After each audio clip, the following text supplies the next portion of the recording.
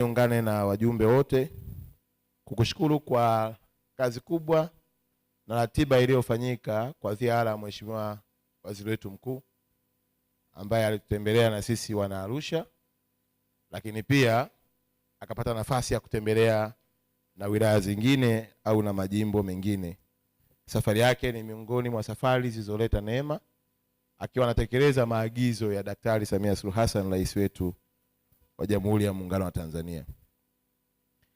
Kwa kumalizia, Mheshimiwa Mwenyekiti, kwa kuwa tuko kwenye jambo la barabara ambalo kwetu sisi ni moja ya ajenda muhimu na kubwa katika jimbo letu la Arusha mjini, kwa sababu barabara ndio uchumi wetu, na watu wengi wanaowekeza katika jiji letu la Arusha wanawekeza wakiwa na lengo la kwamba serikali itengeneze miundombinu.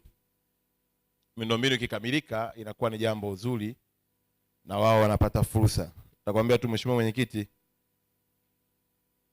mwezi wa 8 Mungu akipenda, Arusha jiji au jimbo letu la Arusha na mkoa wa Arusha utakuwa mwenyeji wa bunge la IPU, bunge linaloleta waheshimiwa wabunge wa nchi zote duniani, na kila nchi watakuja wabunge 5 Manake Arusha takuwa na wabunge wa dunia wasiopungua 2000. Uwepo wao katika mkoa wetu na jiji letu si tu kwamba unatoa taarifa kwa dunia kwamba Tanzania ni salama, lakini pia unaleta uchumi na kutangaza taifa letu. Kwa tunapokuwa na miundombinu mizuri, tunapokuwa na barabara nzuri, maana yake tunawezesha pia kukuza uchumi na kuwafanya wawekezaji wapate nafasi nzuri ya kuja kuendelea kuwekeza katika jimbo letu au katika mkoa wetu na katika nchi yetu pia.